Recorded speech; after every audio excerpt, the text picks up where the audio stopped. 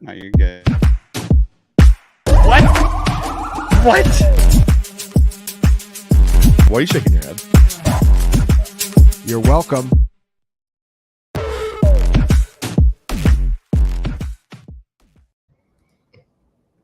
Hello, this is the CFF All Access Podcast. And as a special treat, we have a full boat today, don't we? All four of us. I didn't expect to see you, Bainbridge, frankly. Why not? Why wouldn't I be here? Honeymoon's in 2 weeks. I'll be here. That was 2 weeks. Fair enough. Well, coming off of a big 4th of July weekend, I hope we're all rested, much like our president, rested, ready to go, ready to make the tour right now. Looking vibrant, looking spry as only we can. The CFF All Access Podcast. How was your 4th of July, guys? I'm curious. Mine was good, man. I just spent the time in the pool, hanging out with friends, drinking a little beer. So I can't complain at all. Bruno? Bruno's good. Yeah, we played some lawn games, which was fun. Probably shouldn't admit this on the podcast, but Amy had to drive me home that night. Oh, I like it. I like it, Bainbridge. Don't want to Ollie Gordon anything, but yeah. So it was a good 4th though.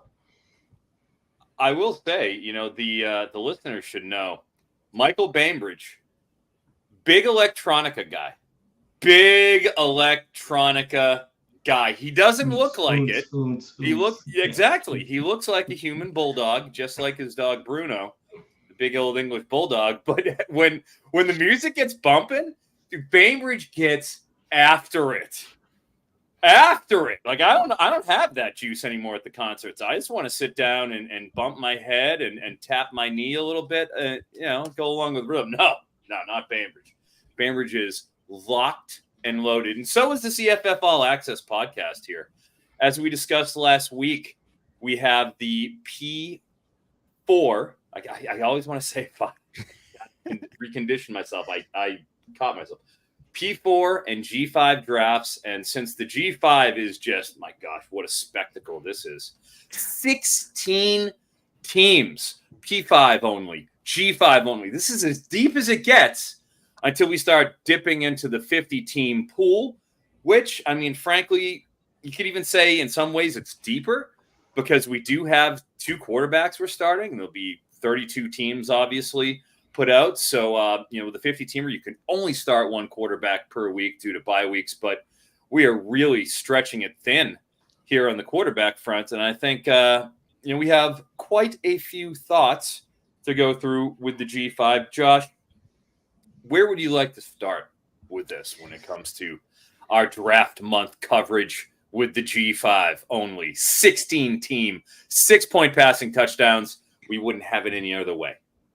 There you go. I think that's the main place to start, right? With the details of the league. Like you said, 16 managers, 6-point passing TD, full PPR, 30 rounds. And we decided to start with the easiest one, talking about the G5.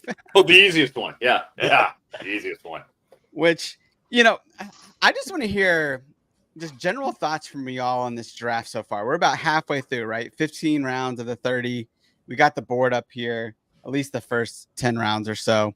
And so, yeah, general thoughts, again, halfway through. What are you guys thinking so far? We should have gone with 1 quarterback to start, not 2 quarterbacks. We're scraping the bottom of the barrel. We're drafting, handcuffs at this point. We're drafting UConn and UMass quarterbacks. There wasn't a quarterback drafted in all of round 4. Like at the end of round 3, basically, half of the G5 starters were already scooped up at that point. So but at this point, what are we, round 14, 15? This is pure degenerates 15. At this point. Yeah. Round 15, pure degenerates.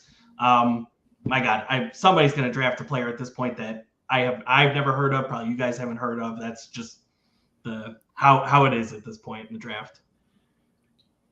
Well, I have heard of Tyson Fomachan, and he just was the last quarterback taken at 15-8.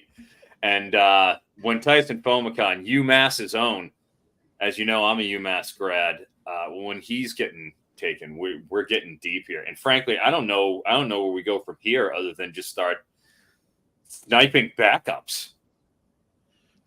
I mean, I'm on. I just drafted the RB3 for Boise State, in like round 15 because I'm like, hey, you never know, dude might pop off if two guys get hurt in front of him. Yeah, that's where we're kind of at here. Zach, you always have words of wisdom here. What kind of general thoughts so far on the draft? I'm still so I echo what these guys said. The quarterback has been tough, and Bainbridge really kind of hurt me when he took Dexter Williams. I was hoping he was going to come back because I was to the point where bye weeks, I kind of ran into some bye week trouble here. I wasn't paying attention too early, and I think it gets pretty tough in these G5 because it seems like everybody's on like 6 and 10. There's so many 6 and 10 week buys, I mean, it's just been, there's starting to get to some of these depth charts, and you're like, all right, I'm taking a shot on wide receiver 3 just because, I took Talik Williams at Georgia State. I don't think that offense is going to be great, but I have him as their top receiver this year. So maybe he gets me a couple good weeks, but that's kind of where we're at in this draft is you're just hoping that some of these guys will go off for 1 or 2 weeks throughout the season. And hopefully it's not all the same week. You get them kind of spread out through the year. Yeah, you start playing the bye week game with the quarterbacks in all, in full 134 FBS, best ball leagues. But is it just me, or does every single G5 quarterback seemingly have a week 6 bye? Like, it's just insane how many do, and you're just scraping the bottom of the barrel at this point. Yep. Yeah, it's hard to get depth behind them because we can roster 7 quarterbacks out of the 30. And a lot of the post, maybe round 6, I think when you start getting past that, you're taking shots at contested rooms in high volume offenses. So when you're doing that, you might toss a blank out there, and you have to make up for it on the back end. And if you miss on one of those top QBs you're going for, that's gonna be a major problem down the line because there's 16 teams, and if you start falling behind in QB race out of the gate, it's hard to make up that ground.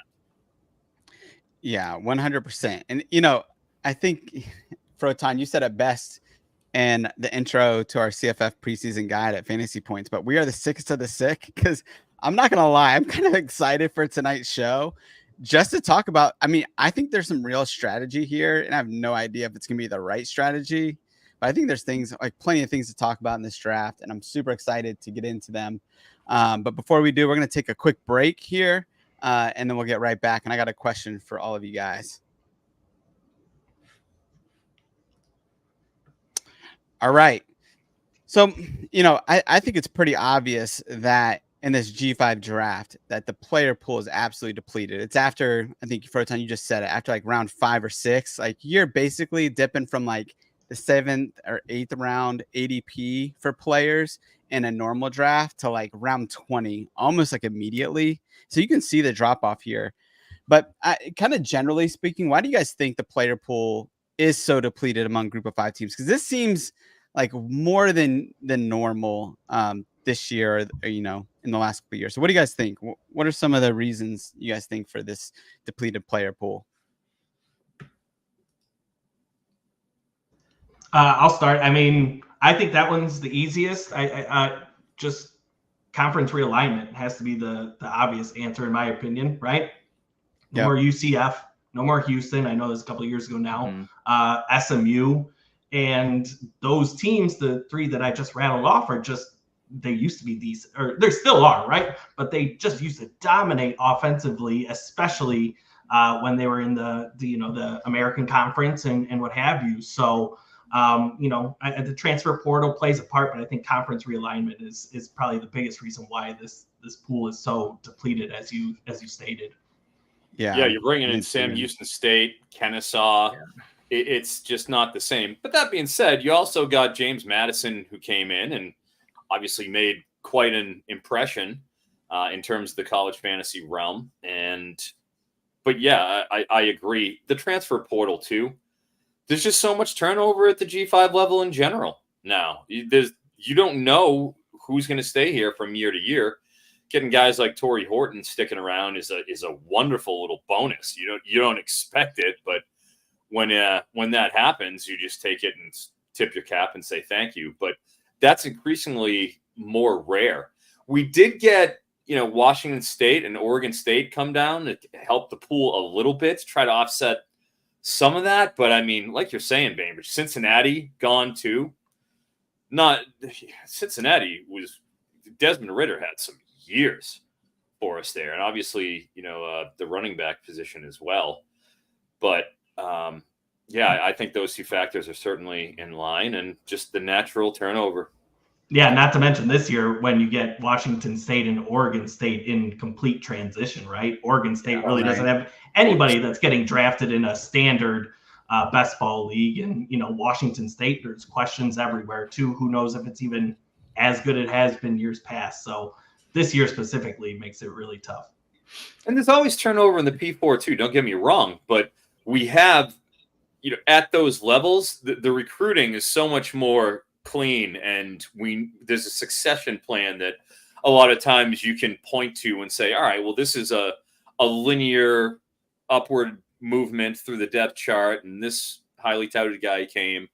You check the reports, as we've stated before many times in this podcast, you just get more information out of the P4 schools. More people are paying attention, so there's more coverage of them, and it can be really difficult. I mean, that's why guys like Justice and Luke Probasco, you have to give those guys credit. I mean, those G5 Hive videos are about as good as you get in a lot of ways, and they're asking stuff that we care about. I mean, that's really just a resource that we didn't have before. That certainly helps in terms of how we stack these depth charts, and frankly, for some of the guys down the board that we're going to be taking, and we've got half the draft left, and it's already brutal. Like Mike said, he just took a third running back, and we saw Javon Ducker, Memphis, JD, Sutton Smith, and Javon Ducker went 2 out of 3 spots. And there goes Caden Veldkamp. Damn it, I was hoping to take Caden Veldkamp. Thanks, Moxley. But yeah, that's where we're at. We're literally taking third running backs right now in prolific rooms with Gaines and Ducker. That's all good stuff. I think too, one thing that hurts us a little bit as well is familiarity with some of these coaching staffs, right? We lose a lot of the good G5 coaches to Power 4 schools. We get in, like I think about Western Kentucky, where we've been able to rely on that offense the last few years. And do we really have a great feel for what we're going to get from that offense this year, right? So that's one team where you could typically have that quarterback receiver combo, the tight end when his name is escaping me. Dalvin Smith, was tight end eligible. So you have value there, but it's like, what are we going to get with them?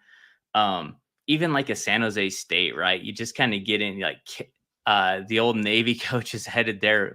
We think it's going to be a different offense, but we just don't know. And we get that a lot with a lot of these G5 schools where they're bringing in some of these coaches where they're coming from an FCS. How are they going to translate to the G5? What's that offense really going to look like? So I think that for me is a little bit of it as well. We just, we have to guess on a lot of these guys, and we've talked about it before. Next man up. It's so hard to know on some of these schools who the next man up is. And it just makes it like, we know there's guys in this draft that are going to go off this year. A lot of times in the seasons, the guys that are the waiver wire winners come from the G5 that we just have that aren't on anybody's radar. So there are going to be guys. It's just, we don't know that yet. And just trying to take a shot on a lot of these guys. And that's also for me, one of the toughest is we think we might know who that next man up is, but there's always surprises at this level. Yeah. I mean, it's crazy to me how many, if you even look at the first round picks, how many of them either entered the transfer portal or there's like strong rumors of them entering, or they did enter and they transferred down to the FCS and that's why they have value. I mean, the transfer portal has just made this like totally crazy in my eyes. And so, hey, my next question for you guys is, Which position group for you guys is the most depleted in the G5, like in this draft? And here, Zach, we'll go back to you on this one and let you kind of answer this first. But which position for you is the most depleted? Yeah, I think it's for G5 is QB for sure.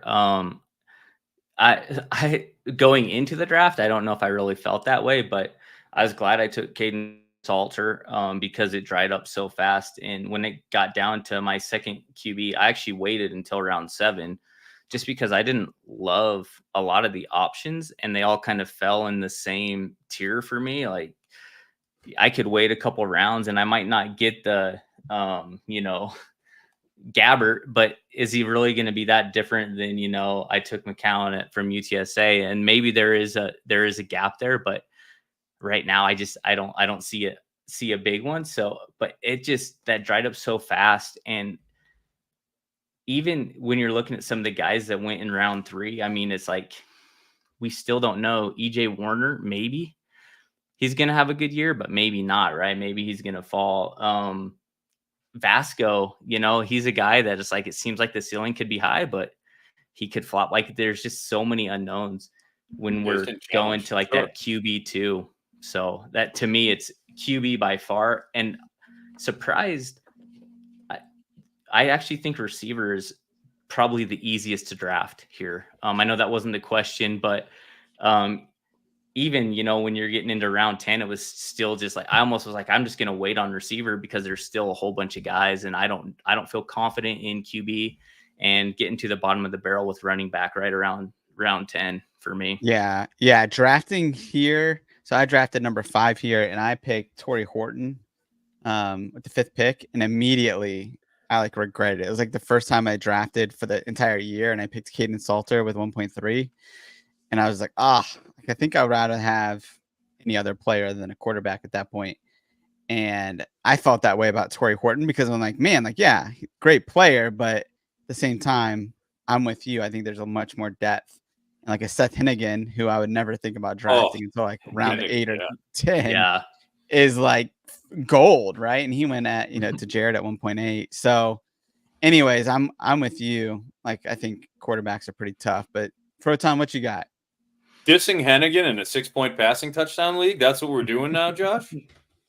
We're dissing Seth Hennigan? Okay. All right, buddy. All right. I'm not dissing him. I'm saying I should have taken him. I know. You wouldn't take him before round 8?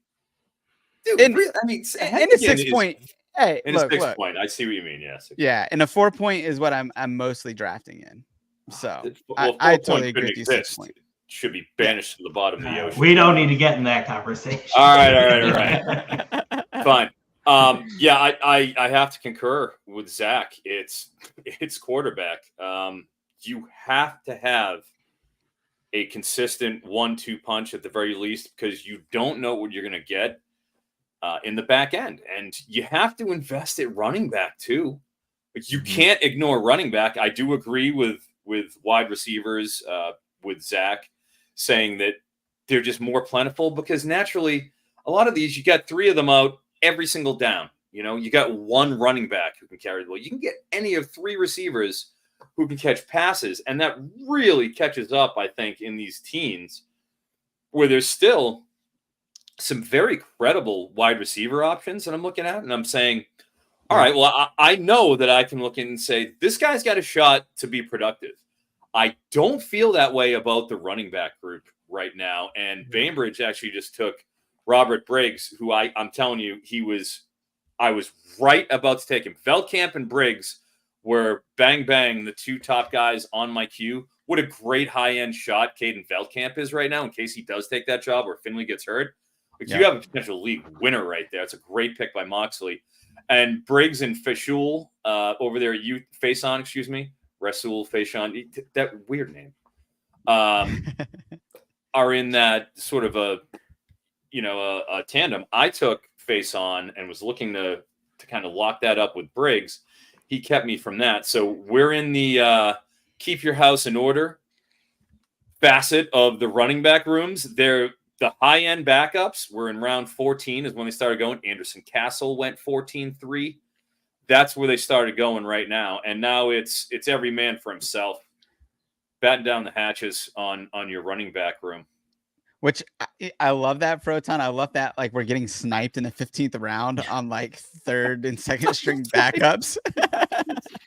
What are we gonna Like do? that, That's again, what that's what makes us the sixth of why the we love set, it. right? Yeah, that's how we do it. And Carp deserves a little respect here too. Carp's in this draft, just cranking out there in the comment section. Bless your sweetheart. And thank you again, Felix. Hey, gentlemen, and Froton. And Froton? Okay. All right, Felix. I'm not going to challenge you to a race. I'm not going to be foolish like Austin was at the last Expo. But man, if you want to come up and face me on the wiffle ball diamond, because I will be out slinging plastic. I will be slinging the wiffle ball. I will embarrass you with the bat and the ball in the hand. So if you want that, Felix, we can have it. In all good fun. I love that.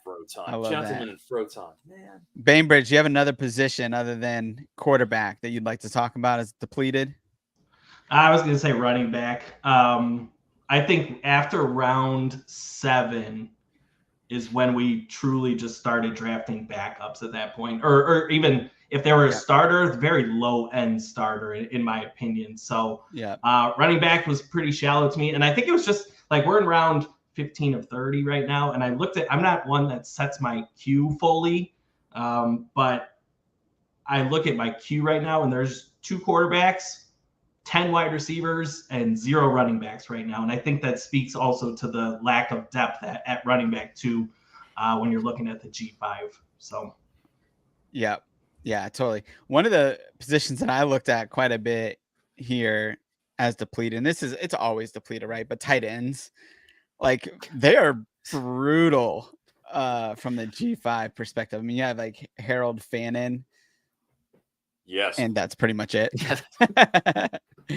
And right there, everybody else is like, it's Harold Fannin, and then literally around 20 plus tight ends that go after that, because we don't have Dalvin Smith or Holden Willis in this one that are tight end eligible. And so just really funny there. Okay, let's switch over to strategy a little bit. And I want to ask you guys, as you've looked at this draft or followed along, we're all in this. Which team has had the best strategy so far? Not necessarily the best roster, right? So I'm not going for that, but I'm going like, they're picking the right positions in the right places. Like, who do you like there? And then what do you like about their strategy? Let's start with Froton. Let's start with you on this one. All right. I've been kicking this around, and I gotta say, I think I kind of like what Bainbridge is doing. I mean, I hate to tell him that. I hate my strategy. I don't know. I think it's all right. Dude, I think, frankly, I wanted Zevi Eckhouse. I think that could be a steal. He's listed in Phil Steele as being the number 1. I mean, maybe he wins, maybe doesn't. But I mean, coming out of spring to get that nod. Josh took Mateer at 212. You got Eckhouse at 8-4. Yeah. Give me Zevi Eckhouse. And then you went and got Dexter Williams at 12-4 as Zach mentioned, who had just taken JC French, excuse me. If that's where I want to be taking shots, I don't have a lot of faith in Gavani McCoy. But you were able to get Broden Groen is a very important piece in this format for Rice. I mean, he's an excellent tight end who's worthy to be drafted in full FBS leagues, and get him in the 5th round is kind of a big hammer to go with Wilson and Atkins, like 2 very dependable slot receivers. And I have a wide receiver column that's going out. I've been putting some time in on this. And if there's anything, you look at the current rankings for wide receivers and how those shake out, and you're seeing a lot more slot receivers in the top 20 this year. 12 of the top 20 receivers currently in ADP for Fantrax are slot receivers. And that is something that's kind of a departure from previous years. You see Wilson, you see Atkins, both of those guys, should get ample targets. And then you just went on to get, like you said, the running backs and the quarterbacks, just pounding them. And I think that's the way you have to approach this. Landon Ransom Geltz, in 9-13 was a really nice deal. I think that round 9 and 10 pocket Round 9 was a good wide receiver round. Freeman, Goffney, Landon Sides, Travis Rudolph, Chase Soul. I do like Wright a little more than Soul, but he's still there. Ransom, Metcalf, and then Micah Davis. Like that 9th round was, and the 8th round too. You got Hudson, Ward, and Dalen Cobb taken. That's a really nice run where you could address the other positions in those first 7 rounds, and then just hit some talented wide receiver 2 types. Frankly, Yeah. I think too. What I like about Bainbridge is he seemed to target, and you can correct me if I'm wrong here since you're here, Bainbridge. But I like that you targeted systems. It seems like so. Yeah, El Kemp in the 4th round is actually Marquez Cooper. That's right, Bainbridge. But you targeted systems here, like Robert Henry at UTSA. If he's the guy or somebody gets injured, like he's gonna have an awesome workload there. Zevi Eckhouse, right? And then Dexter Williams. I mean, all these guys are just high ceiling guys, and in best balls, that's what you want, right? Like maybe they're not the starters, so they're risky, but like it doesn't matter if you finish in 12th or 4th, like you finish out of the money in either of those positions. So yeah. I think high ceiling shots here. And if I had to give one more here, I think I kind of like volume pigs in terms of, like I said, his focus and what he's, how he approached his draft. Mekhi Hughes, fine in the 1st round, comes back and gets Jared Zeno 210. That's a great deal for Zeno, frankly. Yep. If we're looking at some of the most potential high potency quarterbacks at the G5 level, I think he's right there. And as I alluded to, I've been doing a little bit of work and grinding on the passing attacks. The wide receivers often go hand in hand with obviously quarterback production. And if you look at 35 pass attempts, 35 point per game offenses, and that's something that those are the offenses you want to be targeting. Putting the ball in the air, converting, right? And I go through that. If you look at UAB last year, they're in the 35-35 club, and there were only 16 teams last year that were in the 35.35 pass attempt range. Having a potent G5 offense, year 2 of Dilfer, that they want to throw. That's a powerful, powerful quarterback. And I think he just got – it's such a reasonable deal at that 210. Allows him to then come back and hit Richard Hunt, Javon Jackson, going boom, boom with those 2, getting 3 solid workhorse running backs. So ideally with Hunt, we'll see what happens with Tyus. And then comes back and grabs Bert Emanuel, who – I took Joey Lebas, former Iowa QB, but Emmanuel, if he has the job, you might as well swing and miss. At giant point, right? upside, giant upside in the 5th round for Emmanuel. And like we said, once you got past the 6th, goodbye to dependable QBs. Maybe could have gone with a Dylan Morris or a Gabbard who's more safe, or a Petras, but you're swinging for the fences. And then he pivots to Kane Womack, McMillan, Omari Hayes, 3 bang, bang, bang wide receivers that are not guys who were even getting drafted in the regular P5 drafts at the end of them, of these best balls at the end, but really talented, projectable G5 wide receivers that you wouldn't think about in larger formats that are good, solid, week in, week out, dependable contributors for their teams. And wide receiver 1s. And that's really what you have to kind of go for. So I like at least the approach, because then he went and pivoted Jenkins, Frank Peasant, whoever's in there, and getting Tulsa, who has the 134th schedule, according to Zach Hall, with Francis and taking a stab in that room. So just going after the QBs, going after the running backs after that. And now he'll pivot to the wide receivers who we talked about. Here we are in round 16, pretty good wideouts out there, and he's going to go on a domino it's going to take probably 3 or 4 of them in a row, and I think he's going to be in really good shape. So those would be 2 builds, with somewhat different, but those are 2 that stuck out. Yeah, I like that a lot. Hey, I want to hear from both Mike and Zach on this. Mike, we'll go with you first, but before we get to you, Mike, we're going to take a quick break here.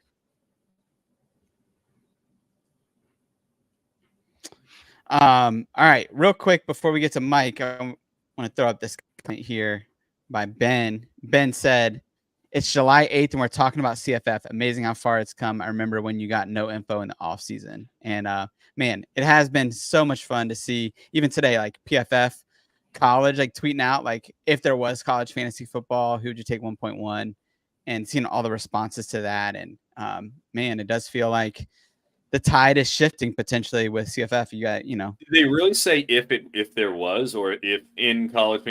How did they phrase that? God, that's brutal.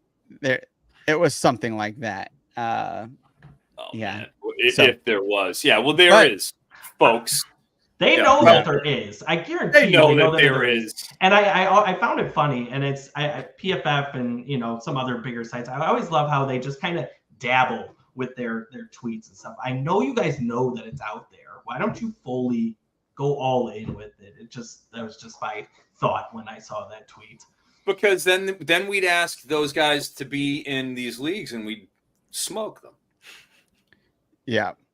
And hey, and Carp here's got, he said he's had 2 SX Sirius XM fantasy radio fellas at least say they would include CFF and broadcast someday also. So hey, we're growing, Let's man. Go. So Let's it's go. fun. It's fun to see all this. Hey, get bigger.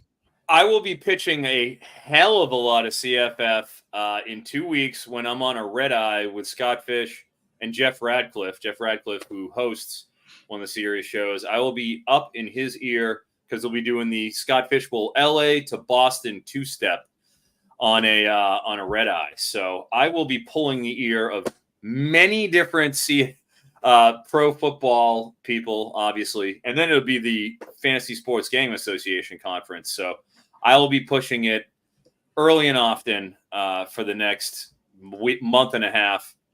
Full speed ahead, everybody, on the CFF front. And C2C, too. It's all the same. C2C is CFF.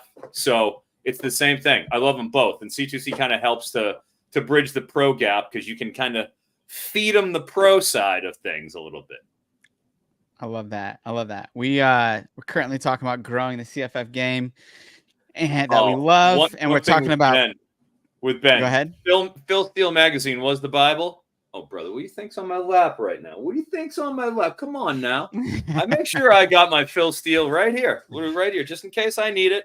It's here. It's back. I missed my Phil Steele. God. Always fun to look at.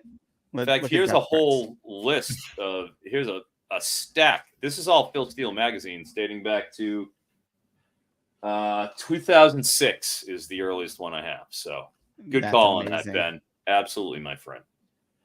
All right, Mike, let's hear from you, man. Is it the team that you like their strategy the best so far? Well, we were kind of on topic. Carp, I think from a strategy standpoint, I think has a really solid team. And we talked about it first, and he's at the back end of this draft too at pick 115. Just getting 2 quarterbacks, within the top 3 rounds. And I actually love his quarterback room. I think it's the best quarterback room of the entire draft, like in its totality, right? Because you got 4 potential dual threat quarterbacks there. Yeah. A couple of them are in quarterback battles. Ty Thompson probably wins the job. Chase Bauer probably wins the job. Not solidified at this point, but both dual threat quarterbacks that, play in decent systems there. But I kind of just like the way he built his lineup, his roster, hitting the quarterbacks kind of early, getting a potential workhorse in the second round there in Mahdi. And then, look at his, he spoke about the depth of wide receiver within the G5. You getting Derwin Burgess and Mario Williams in the 4th and 5th round as your starters. Yeah, I love that. Like those first 5 rounds, I think really built that roster very strongly. I have a couple critiques with some of the other picks, and I'll talk about his round 6 pick later. But from a build standpoint, I really like what he did. And then Zach, I think, has maybe the most complete team. I don't think he missed on any of his picks. I think it's just rock solid from top to bottom. Yeah, that's really good. What is it about Zach's strategy that you liked, Mike? I mean, as you look at it, is it just that he just picked best available player and he nailed that, or That's what Zach does is let the board fall to him, pick best available player. And I think just from a complete totality build standpoint of like, you got 2 solid wide receivers, you got it was a randomized draft order. You kind of lucked into the 1-2 pick, but getting Kaden Salter and then just solid running backs, solid receivers. There's no every pick is just solid. So I like the way he built it. Yeah. Agreed. Love that. All right, Zach. Speaking of Zach, yeah. So that you like the best? Yeah, one draft I liked. I would have changed the first pick, but kind of on the first really 6 picks, Justice. I kind of like where he went with this. I would have taken Brown over McLeod, but I think he got McLeod and Gleason, which again we've talked about the quarterback depth, and I think I'm pretty high on Gleason this year. So I really like those 2 quarterbacks. I think they're going to be high volume guys. And then we talked about running back and Buckley, for the G5. That's a pretty solid pick there. He's the guy, he's the running back in that offense. So he's going to get the volume there. And then Watkins, who he hasn't been going super high at all in any of our drafts. I think you can usually get him like around 25 or later. But when you look at how he ended the year last year, I think he had 3 of his last 4 games. He was over 100 yards. So in a draft like this, you get a guy that can do that multiple times. I think that's a pretty solid pick. We don't know for sure if Meredith is going to be the guy at Washington State, but if he's that slot guy, I mean, that could be a super valuable, super value right there. And then Nash, I kind of mentioned it earlier, San Jose State. I don't really know exactly what to expect with that offense, but spread and shred, I believe is what they call it. They're going to throw that ball a little bit. I think Nash is probably that wide receiver 1. So I think that could be a really good volume play there. So really the first 6 picks, again, I would have taken Brown over McLeod, but just the way he built that, I think he got 2 running backs that are going to get some volume, 2 good quarterbacks, and then some receivers that could really pan out. So I liked what he did with the first 6 there. Yeah, that's really good. I like that.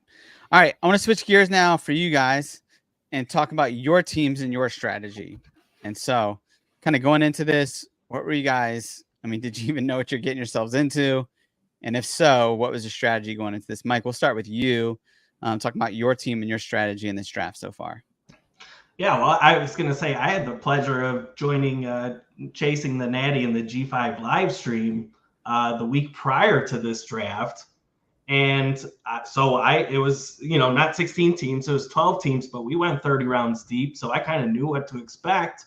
And I still didn't follow what I should have done, which is draft a quarterback early. I knew that these quarterbacks were going to get scooped up. And then I waited until round 6. But, Zach kind of mentioned it too. It's like you get to a point, and I was at 113 in the draft. And it's like, okay, Joey Aguilar just because, the quarterback depth is short, or do I grab a top 10 running back in Mario Anderson, according to me at least, and some others. So in the end, it could very well be a mistake that I waited on quarterback again, but I kind of like what I did, just kind of grabbing best available player, top 10 running back in the first round of Mario Anderson. I think 2 potential top 10 receivers in Cole Wilson and Sean Atkins, debatable with who the Texas State wide receiver 1 potentially is. So, and then from there, it's just, it got to a point, like I said, do I draft a Marquez Cooper in the 4th round, or do I draft a Brett Gabbert, right? So just trying to draft best available player. And then, Eric kind of mentioned it earlier with my quarterbacks, it's looking scarce, right? Giovanni McCoy, Max Brown as my starters, but I try to get those, and I apologize to you, Zach and Josh, for sniping you with Eckhouse and Dexter Williams, but you kind of have to draft those high upside guys in order to win a 16 team best ball draft like this. So, I didn't follow what you should have done and draft QBs early, but we'll see if it works out. Yeah, Mike, one of the tricky things too with this draft, I don't know if this is tricky for you, but like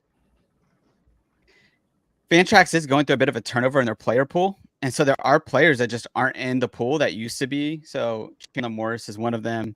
Marcus Cooper is another one, right? As they get the rosters correct. But it's a little bit tricky trying to figure out who's still in the player pool. So like the Zevi Eckhouse, like, looking him up, I was like, did he get taken? Did he not get taken? And so that's been a little bit tricky in this draft of figuring out like, all right, am I going to go through every single player that's been picked already to figure that out? I don't know if you guys struggle with that at all. I should have taken Marquez Cooper. If I had thought of it, I would have taken him over Jarquez Stewart. I would have taken Marquez, but he wasn't in the player pool. Yeah. And Bainbridge gets a deal out of it. I was like, oh man, come on, Marquez Cooper. Well, so, I would say if you have the handy dandy fantasy points projections or the CFF site draft guide, you would know that Marquez Cooper was available. I know. Little promotional deal right there. I know. I had him ranked. I just didn't see him in the pool. But you're right. That's funny. Shane wants to know, Mike, did you wait until round 15 before you drafted a QB again? Not looking at your...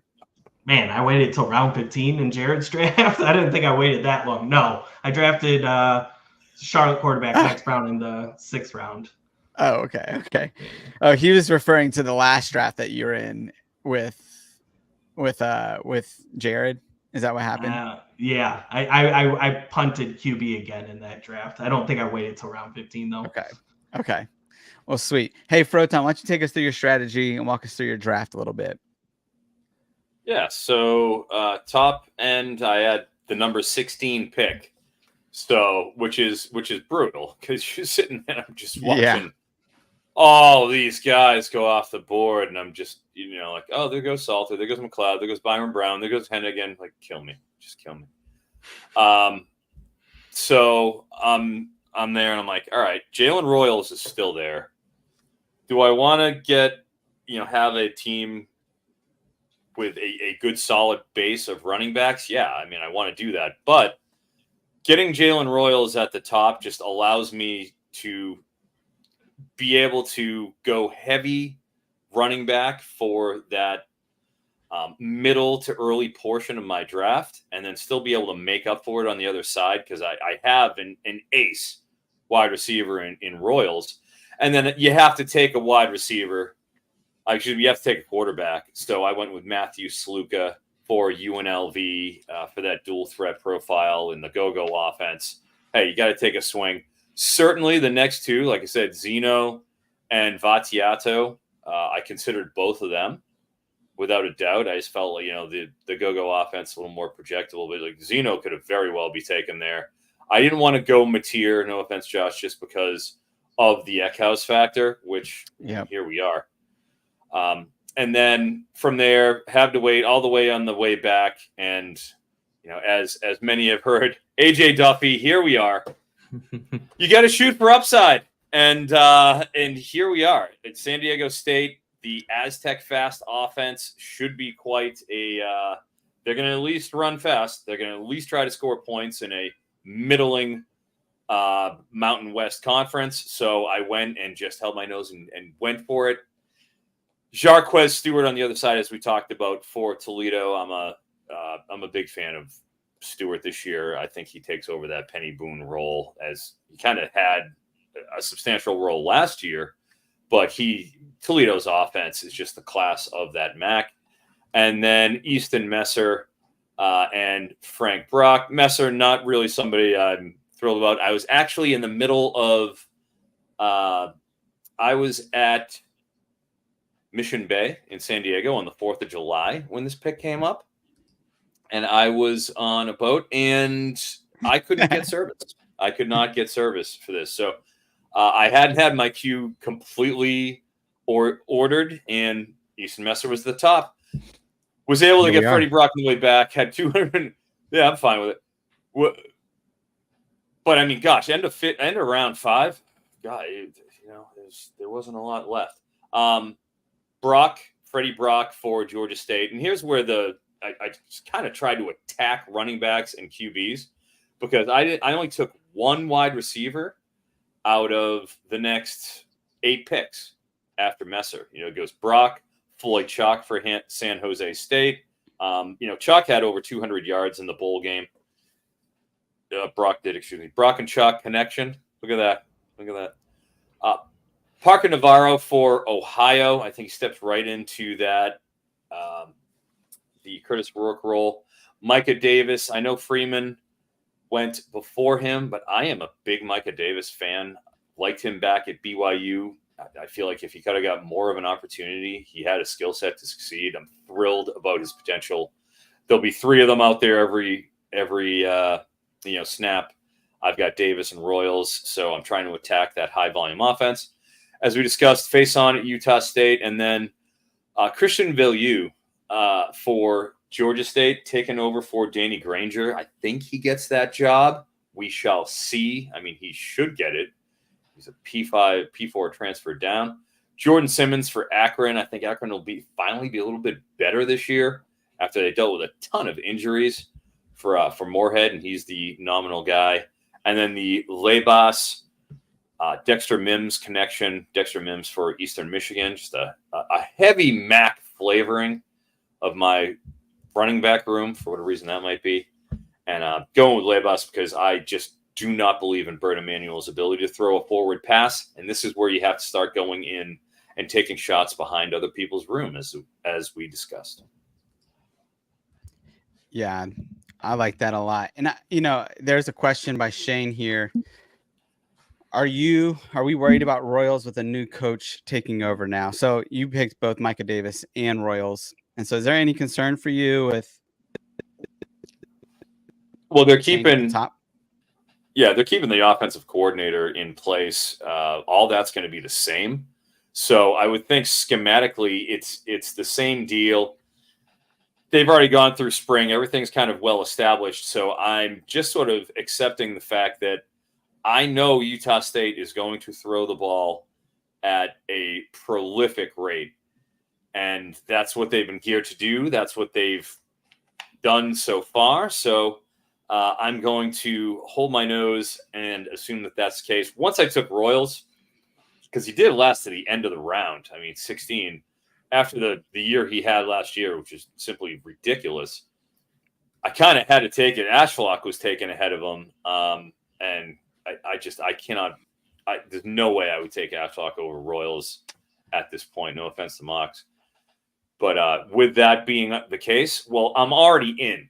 I've made the decision to go with Royals, so I'm going to hop all the way in on Utah State and just go with it. You have to try to dominate a room like that. And with it being a high-volume passing offense, it's, I'm pot committed, so you might as well lean in. Yeah, I would say I'm a little bit worried, and in only this sense is, they had their OC last year that left, and I think he went to the NFL maybe, and then Blake Anderson was going to take over play calling, and now Kyle is going to be plays, or the new guy's going to be calling plays for the first time in his career. So it's a little iffy, just because you never know how a first time play caller is going to do. But you're right, Froton, in the sense that it's the same system. He was with Blake Anderson for a long time, and so I think there is hopefully Blake Anderson has mentored him well, and he can call plays at the right time and all of that. So we shall see. Yeah, it's a question mark, and I think you'll see that affect his stock in full FBS leagues. Certainly, any sort of uncertainty is not going to be good for anybody's stock. And there's so many different options at that top of the draft.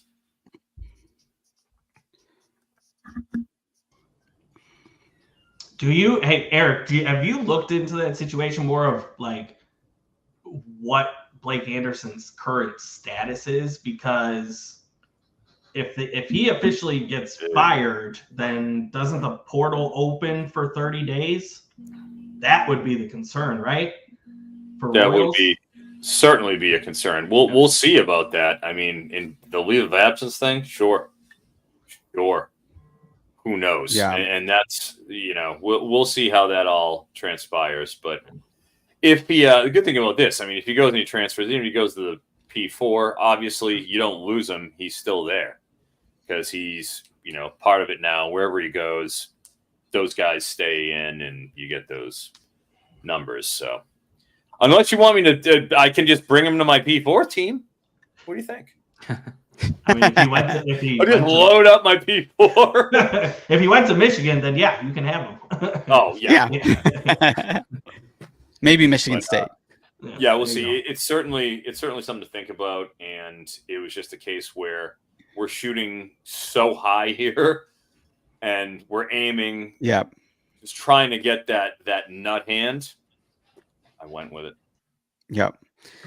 No, I like that. Hey, we got a good question here by Shane that I'm going to throw up on the screen here in a minute, and then we're going to go through Zach and I's drafts right after this break.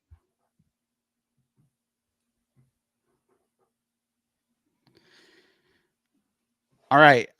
This is a good question, I think, for all of us, because I know we've all been glued to this Washington State QB battle throughout the offseason. I've had a guy that I really liked this whole time. I know that you guys have also had guys that you've liked. But what is your confidence percentage that Mateer wins the job at this point? Let's start with you, Bainbridge. Oh, I would say 60-40 in favor of Mateer. I mean, they flip-flop for the most part throughout the spring, but it was always seemingly like Mateer was kind of always, and this was progressively throughout the spring, that Mateer was kind of the guy in like the big scrimmages that Washington State had. So I think he's the clear favorite at this point. I think he offers more dual mobility, dual threat, option that Eckhouse really isn't, in my opinion. So I think he kind of fits the mold of the system a little bit better too in that aspect. Not to mention the experience within that offensive system as well. So probably 60-40 at this point. It just, if Washington State struggles right out of the gate, which is definite possibility considering the roster turnover that they've had, we could see both quarterbacks at some point or turn it over to Eckhouse. So probably 60-40. I think Mateer, I would be shocked if Mateer doesn't start week 1. And I think everybody would agree with that one. Then it's a question of how does he start the entirety of the season? Yeah, I think that's good. Froton, I want to ask you a question. You have a boy that I think used to be the defensive coordinator. Is it Robert Knight? That was defense coordinator at Bryant, where Zevi Eckhouse comes from. You have any intel either on Eckhouse or this battle or anything from connections that you have? I haven't checked into my Bryant connections yet, unfortunately, but I think Bainbridge's about right. I mean, I don't know. Phil Steele had quite a few hot takes so far in terms of some of his battles.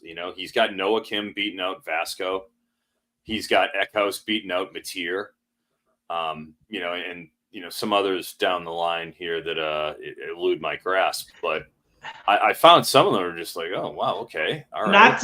Not to besmirch Phil Steele. Obviously, he's the GOAT of the college football preview magazines. But and that you showed off your Phil Steele stack of magazines there, Proton. I wonder if you flipped through last year and how many of those. I know he talks to the coaches and everything, but if you flip through, how many quarterback battles did he actually get correct with those? He goes hot with some of those takes. Yeah, he really does. Yeah. So like I look at that and you have to raise an eyebrow and everything, but like you're saying, we do hear reports for at least Washington State. We get decent news coming from there, and I would say it's close, but 55-45 Mateer, and that's why he went in the second round. But I mean, gosh, if you're 60-40 and you're getting Eckhouse in round 8 as opposed to the 210 in a league like this, I mean that's huge. It's huge. Yeah. It's how you win these leagues, frankly. is getting a QB that falls like that. Getting your Dexter Williams, who, I think he's got Williams over French as well, if I'm not mistaken. So, he has there's a lot. Dexter Williams. He has Dexter Williams QB3. So I'm sorry, my bad. But then the other two preview magazines have Dexter Williams, which also speaks to the point that some of these magazines don't know what the hell they're talking about. But I mean, Bainbridge, you and I were talking earlier over text, and I do think the one thing that Phil still does that is different is he talks to the coaches, and I do think that there is something to be said about Phil Steele talking to his coaches and maybe having some insight on some of these battles that others don't.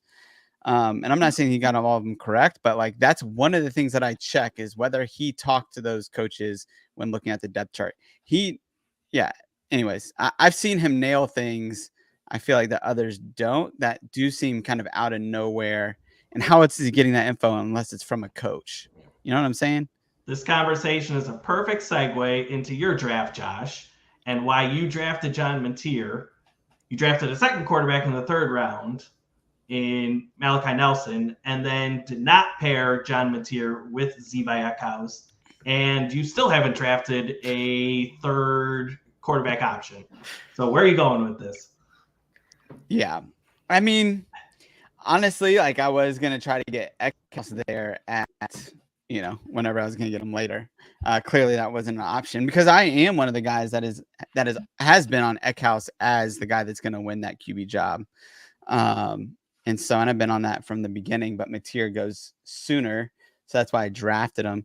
I mean, I think some of this with QBs, we'll figure this out as we go along, but I'm not too concerned because it's just all crapshoots anyways at this point. I did want to solidify for me. I want to solidify running backs and get some wide receivers that I think could be really good in systems like Chris Hudson or Robert Freeman. I mean, I'm shooting for the fence with some of these guys. And so, and we'll see what happens. I think too, I'm one of the places that I thought that I would be able to pair was Vince Brown and then Jackson Warren and kind of get them back to back. And I was not able to do that either. Who are the Colorado State tight ends. And so trying to just pair these rooms and go after rooms that can have kind of high volume. I mean, the other thing is, Texas State, Deion Hankins is a running back, but he's got wide receiver eligibility here. And we keep talking about Mahdi, but I don't like the UTEP running back coach came over to Texas State. And I think it's been pretty solidified that I don't think Mahdi's going to get the same workload at this point as he did the year before. And I'm not saying Hankins is going to get a crazy workload, but he's a bigger back. And we did see Jeter in the bowl game get 3 TDs around the goal line that Mahdi didn't get. And so I think that there's a potential role for Hankins, but that whole room is just a mess. But yeah, even lower, Prince Strawn and Sean Polk, I'm just going after potential rooms and potential players that I think that these guys, these systems like. And I like Dirk Cutter a lot, which is why I'm going after Boise State, the new OC there, or the guy that took over midway through the year. So yeah, I'm just going after systems that I like primarily. This draft. What about you, Zach? Yeah, so I came into this, I really wanted to be balanced. I think I would have approached it a little differently after seeing how this kind of laid out. Salter was easy. I mean, I lucked out, kind of the opposite of Froton, where he was at the end of this. I think I probably would have taken Salter at 1-1, which I know Genty he's been going 1-1 everywhere, but just in a draft like this where QB is just, that Salter and that gap between him and some of these guys going in the 3rd round is just really big. I think I would, if I could do it over again, I don't know if I would have taken Pritchett in the 2nd round. I might have wanted to go 2 running backs there, or taking a QB, maybe get a guy like Gleason. I kept telling myself I can get a QB in the next round, and I already mentioned it. It just got to the point where it was like, I was looking at 8 QBs. I'm like, they're all the same guy. One of these guys is going to fall to me later on. So I went with White. I went with Clark, who I think could have some decent value at that pick in round, almost in the 5th round there. Moss, I think that offense is going to throw the ball. So, he's going to get some volume there. I was tight end. I went with Wilson in the 6th round. I really debated if I wanted to go tight end yet. I didn't. After those first 4 went off, I was like, man, I just don't like any of these tight ends that well. I liked the idea of what Josh had going for Colorado State, but I went with Wilson. He's a guy that he was targeted quite a bit last year, but he's a little bit inconsistent. So I feel like he's a guy that'll get me some good weeks here and probably some not so good weeks. But when you look at the rest of these guys that went after him, it's the same story. And I think he probably has a little bit more consistency to him. And then I really just started taking guys that I thought might not be super consistent for me, but could get me some points down the road. Houston is a guy that I really like. I know Ethan Payne. I don't know if he went before him or after, and there's not a ton of info out there, but the G5 Hive has a good podcast with those guys. Go check that out where they talk with them. But I just think Houston's going to be a guy that's a big part of that offense. And if he's not, then I have him in a lot of drafts, and it's going to bite me because I have him so much. But Winston Wright's a guy that this spring got talked about a lot. I think he has a chance to be the wide receiver 1 there. Courtney Jackson, again, he's a guy that he's not going to do it every week, but he's going to give you, probably half of his weeks are going to be serviceable enough. We've talked about French. I think the steal for me was probably Wiggins, and I could be way off here. I have him as RB1 for Jacksonville State. And I know they kind of split carries a little bit, but I was actually surprised that he was still available when I picked him there. That was probably my favorite pick of the draft. Just because I'm like, I needed a running back, and I'm like, oh, Wiggins just fell to me. But I was just trying to go for guys that, balanced out my team. And I know not everybody's going to give me solid weeks, but who are some guys that I can get 3 to 4 good weeks out of. And that's kind of what I'm trying to hit right now. This is going to kind of segue into the next question from Josh, but there should not be a 6th round gap between likely the starting running back at Jacksonville State and Ron Wiggins, and then Andrew Paul is based on his 4-star status, right? And then I don't think what's the other guy's name? Anwar Lewis. He's going to be running back 3 or 4. So there you got a clear steal in round 12, 6 rounds after those guys, and get Ron Wiggins, who's probably he was easily their best running back at the end of the season last year. Yeah. Well, let's finish out Let's finish out this episode with that question.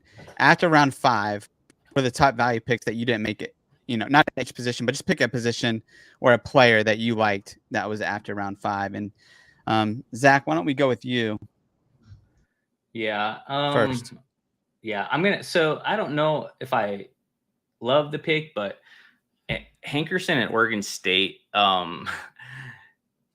just like when he went, I had Hankerson and Wiggins, and I was just waiting for one of those guys to come around.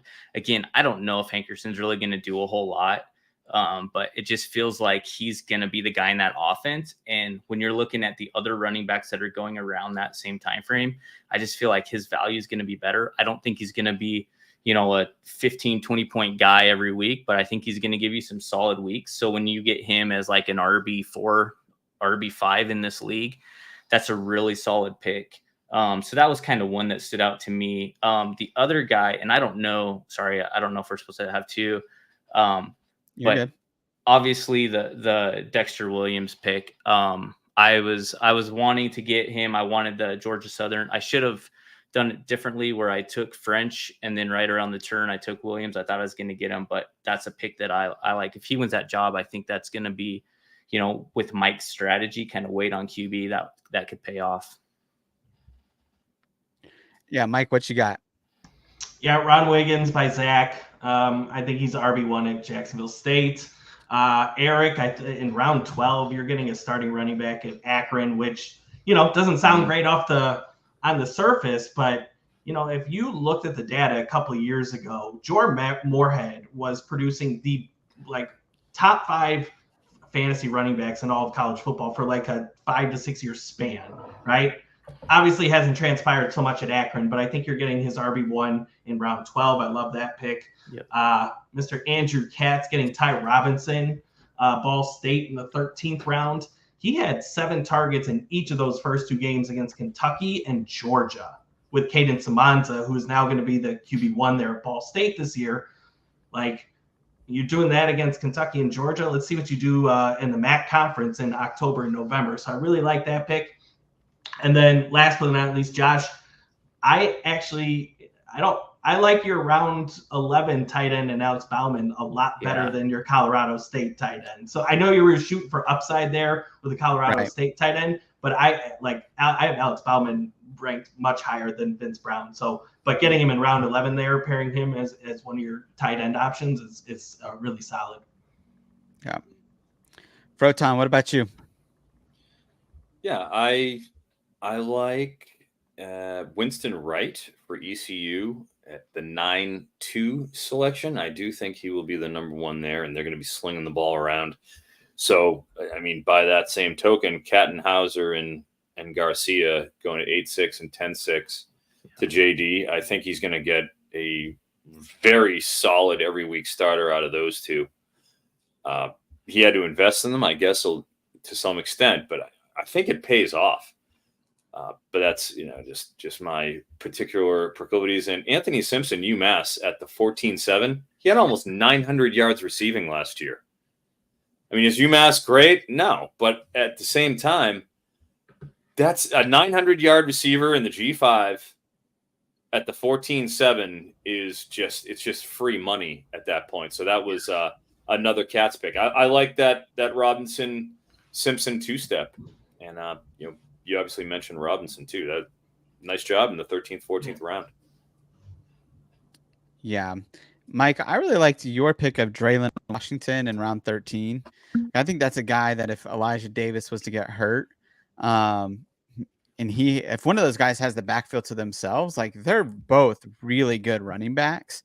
They're just splitting carries. And so I think Draylon Washington absolutely has opportunity to be a 15 point per game running back, given the opportunity. And so again, when we're talking around 13 here, there's no slim pickings at this point.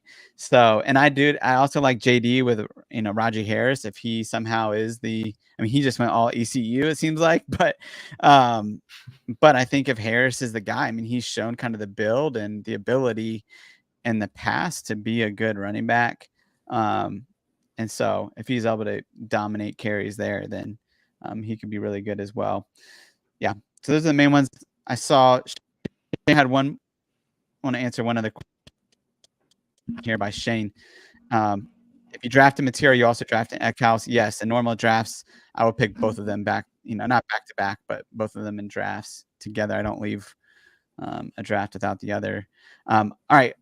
One last question here, and then we'll get out of here. Fast forward to 2025. Who is the Boise State starting running back? Dubar or Gaines? Any of you guys have a strong opinion on this? Because I do. Take it away. Take it. I think Sire Gaines, if he stays at Boise State, I think he's the starting running back in 2025. I think his upside is crazy. I think he's already 210. He showed out in the spring game.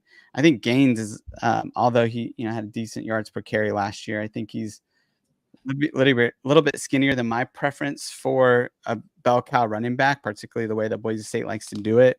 And I think Sire Gaines also has that pass catching ability that we really like. He's a wide receiver before he was a running back, similar to Genty. Question with Sire Gaines, though, to me, is whether he even stays at Boise State long term. I could see him transferring out even as early as next year. So Ashton Genty did. So There's hope, right? Yep. So we will see what happens there. Fellas, love for you guys to be able to promote your work. Frotan, why don't you talk about what you got going on right now? Sure. I've got a wide receiver column, the annual wide receiver column that I do, the deep retrospective. That's I've been in the lab working on that for a couple of weeks in terms of putting that together. So I'll have that coming out at the end of the week on Fantrax. All right, Mike, what you got? CFF site open for business, as I've mentioned before. Me and Papa Joe are going to get on the mics this week, so we'll be cranking out some podcasts covering quarterbacks, running backs, and wide receivers. So Papa Joe getting on the mic. Let's go. It's rare, but he'll be on the mics. I miss Joe. That's great. I'm looking forward to it. That's awesome.